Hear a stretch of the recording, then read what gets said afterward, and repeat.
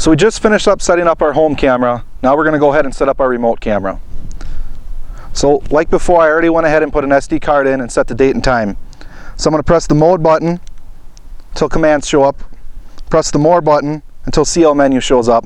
Press up and up again to confirm. The first menu is CL mode. So our first camera was set up as a home. We're going to set this camera up as a remote.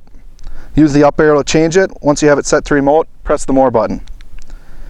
CL location. The home camera was set as location 1. We're going to go ahead and set this one as location 2.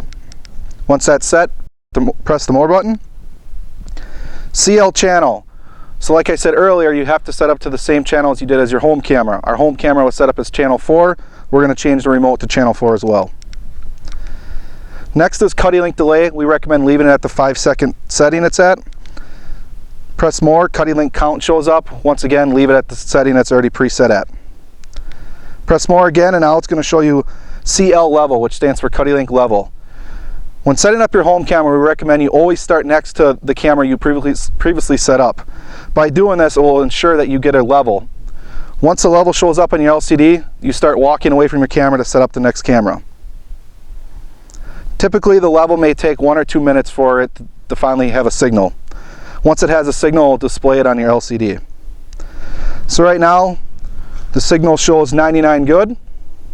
Hope you can see that.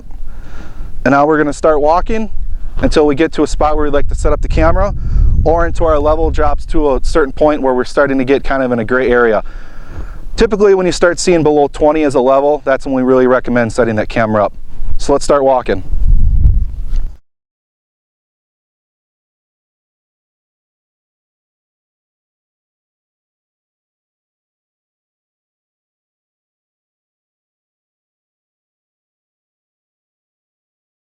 So now we're at the spot we want to set this camera up. We have a little food plot here that we're just going to set this camera up on. If you notice, that whole distance we walked, it was a pretty good ways, and our level still is 32. So it's still going to have a strong enough signal to be able to reach all the way back to the home camera.